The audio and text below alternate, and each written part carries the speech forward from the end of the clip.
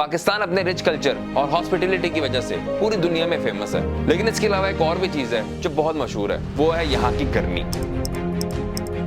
ये गर्मी पिछले कुछ अरसे से बहुत हानिकारक होती चली जा रही है और यही हीट वेव्स पास्ट में बहुत से लोगों की जान ले चुकी है और फ्यूचर में भी बहुत से जाने जाने का खर्चा है। 2015 की हीट वेव में सिर्फ कराची में करीब 1200 लोगों की जानें जाती हैं और आज 2024 में भी इन हीट वेव्स का खतरा बढ़ता चला जा रहा है। आखिर ये हीट वेव्स हैं क्या, किस वजह से हीट वेव्स पैदा होती हैं और हम कैसे इससे बच सकते हैं, आइए जानने की कोशिश करते हैं हम आज की इस वीडियो में।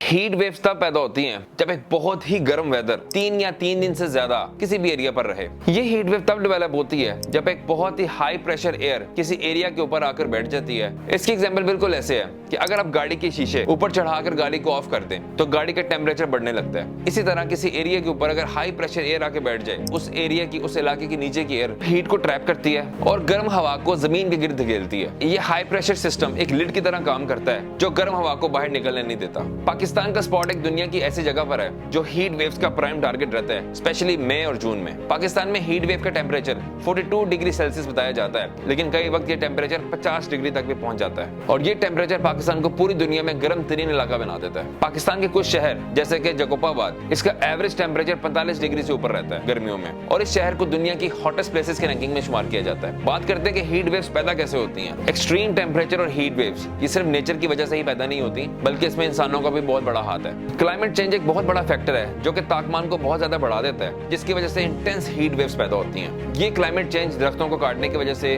फॉसिल फ्यूल को बर्न करने की वजह से और इंडस्ट्रियल एक्टिविटीज की वजह से होता चला जा रहा है, जिसकी वजह से हीट एटमॉस्फेयर में ट्रैप कर जाती है और पूरी दुनिया में टेम्परेचर बढ़ता चला जा रहा है। साइंटिस्ट का कहना है कि अगर हम आज के वक्त को पिछले वक्त से कंपेयर करें जब इंडस्ट्रीज नहीं हुआ करती थी, तो तब का टेम्परेचर और आज के टेम्परेचर में 1.2 डिग्री सेंटीग्रेड का फर्क पड़ा है। अर्बनाइजेशन ने इस प्रॉब्लम को मजीद वर्स किया है। शहर देहातों से ज्यादा गर्म हो जाते हैं क्योंकि बिल्डिंग्स में लगी कंक्रीट हीट को सो कर लेती है और पूरे एक शहर का टेम्परेचर बढ़ा देती है और इसको अर्बन हीट आइलैंड इफेक्ट कहा जाता है। और इसकी सबसे बड़ी एग्जांपल कराची और लाहौर जैसे शहर हैं, जहां पे पार्क्स और बड़े बड़े ग्रीन फील्ड्स को रिमूव करके वहां पे बिल्डिंग्स और रोड्स बनाई जा रही हैं, जो कि इन शहर के मौसम को खराब से खराब करता चला जा रहा है। जब आप फॉसिल फ्यूल को बर्न करते हैं तो उसके अंदर से कार्बन डाइऑक्साइड निकलती है और ये कार्बन डाइऑक्साइड दरख्तों और पौधों में जाती है और ऑक्सीजन में कन्वर्ट होती है। और दूसरी तरफ जब आप दरख्तों और पौधों को ही खत्म कर देंगे तो ये कार्बन डाइऑक्साइड कहीं पे भी जाके अब्सॉर्ब नहीं होगी, जो कि इस प्रॉब्लम को मजीद वर्स करती है। गाड़ियों की और फैक्ट्रीज की पोल्यूशन भी हवा को बहुत गर्म करती हैं और पानी की खराब निकासी की वजह से भी हीट वेव्स की प्रोडक्शन होती है। ये सारे दरख्त, पौधे और बड़े बड़े बाग एक नेचुरल कूलर्स की तरह एक्ट करते हैं और इन्हें खत्म करने की वजह से पूरे एरिया का टेम्परेचर बढ़ता ही चला जा रहा है। हीट वेव्स बहुत ही हानिकारक हो सकती हैं बुजुर्गों के लिए, बच्चों के लिए और उन लोगों के लिए जो पहले ही किसी न किसी मर्ज में मुब्तला हैं। शदीद गर्मी में अगर ह्यूमिडिटी का लेवल भी बहुत ज्यादा बढ़ जाता है तो ये गर्मी बहुत ही डेडली हो जाती है, क्योंकि गर्मी में क्या होता है, हमें पसीना आता है और पसीना एक नेचुरल कूलर है। जितना आपको पसीना आएगा उतना आपके बॉडी का टेम्परेचर कम होगा, लेकिन अगर ह्यूमिडिटी बहुत ज्यादा होती है तो आपकी बॉडी नेचुरली कूल डाउन नहीं हो पाती, जिसकी वजह से हीट स्ट्रोक, डिहाइड्रेशन, दिल की बीमारियां और इवन मौत तक हो सकती है। हीट स्ट्रोक एक बहुत ही सीरियस कंडीशन है जो परमानेंट डैमेज कर सकती है इंसान को, और अगर इसे क्विकली ट्रीट ना किया जाए तो इवन इसकी वजह से मौत भी हो सकती है। हीट वेव से पाकिस्तान की इकोनॉमी को भी बहुत फर्क पड़ रहा है। बहुत ही हाई टेम्परेचर की वजह से लोगों की प्रोडक्टिविटी में कमी आ रही है, स्पेशली वो लोग जो बाहर काम करने वाले हैं, जैसे फॉर एग्जांपल हमारे फार्मर्स हैं या कंस्ट्रक्शन वर्कर्स हैं। इन हीट वेव्स की वजह से हमारी फसल को बहुत नुकसान पहुंच रहा है, जिसकी वजह से कम फसल होने की वजह से इनकी प्राइसेस भी बढ़ती चली जा रही हैं।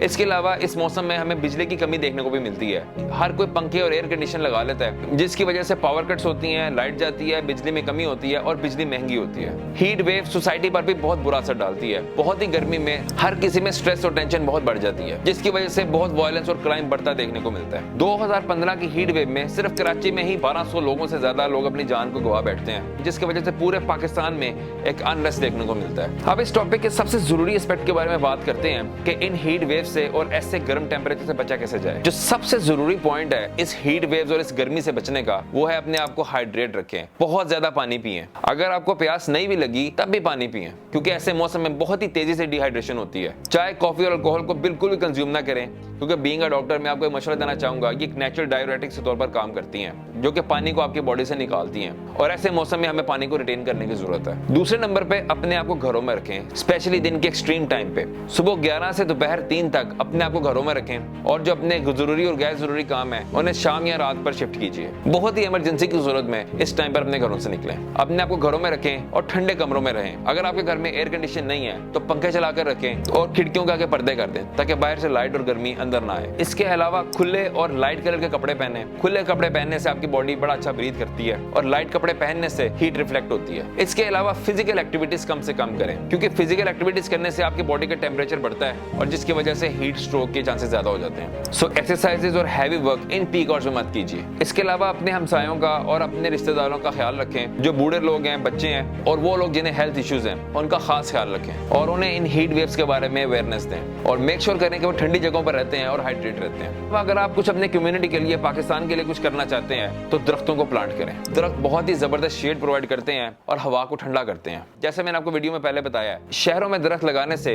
अर्बन ग्रीन हाउस इफेक्ट को कम किया जा सकता है और अगर आप एक दरख्त भी लगाते हैं तो वो भी फर्क डालेगा। और एग्जाम्पल के तौर पर अगर मैं आपको बताऊं कि अगर आप हर हफ्ते में एक दरख्त लगाते हैं तो ये एक साल में 52 दरख्त बनते हैं और 52 दरख्त एक बहुत ही रीजनेबल इफेक्ट डालते हैं कम्युनिटी पे। और याद रखिए कि एक एक दरख्त काउंट करता है। अगर आप साल में एक दरख्त भी लगाते हैं तो उसकी भी बहुत वर्थ है। आप एक गोल सेट कर सकते हैं, एक बच्चा महीने में एक दरख्त लगाए, बड़ा हर हफ्ते एक दरख्त लगाए और कम्युनिटी ग्रुप्स जो ऑलरेडी ये काम कर रहे हैं वो 10 से 15 हर महीने तो लगाएं। इसके अलावा पब्लिक अवेयरनेस कैंपेन्स होनी चाहिए जो लोगों को एजुकेट करें और स्ट्रेटेजीज बताई जाएं जिन पर अमल करके लोग इन हीट वेव से बच सकें। इसके अलावा कम्युनिटी इवेंट्स करवाए जाएं, सोशल मीडिया पर बताया जाए और न्यूज पे लोगों को एजुकेट किया जाए। और इसके अलावा पब्लिक कूलिंग सेंटर्स बनाए जाएं। वो लोग जो बाहर काम करते हैं, सफर कर रहे होते हैं, उनके पास ऐसे कोई जगह नहीं होती कि इस गर्मी में अपने आप को कूल डाउन कर सके। ये पब्लिक सेंटर स्कूल में खोले जा सकते हैं, कम्युनिटी सेंटर्स में खोले जा सकते हैं और इवन पब्लिक बिल्डिंग्स में भी बनाए जा सकते हैं। इसके अलावा गवर्नमेंट्स को शहरों में पार्क्स और प्लांट्स लगाने की बहुत ही जरूरत है और इससे गर्म टेम्परेचर और हीट वेव्स को कम किया जा सकता है। और आखिर में मैं सिर्फ यही बताना चाहूंगा कि हीट वेव्स पाकिस्तान में बहुत बड़ी थ्रेट बनती चली जा रही है और अगर हम इसकी कॉज को समझें और प्रॉपर प्रिकॉशंस को फॉलो करें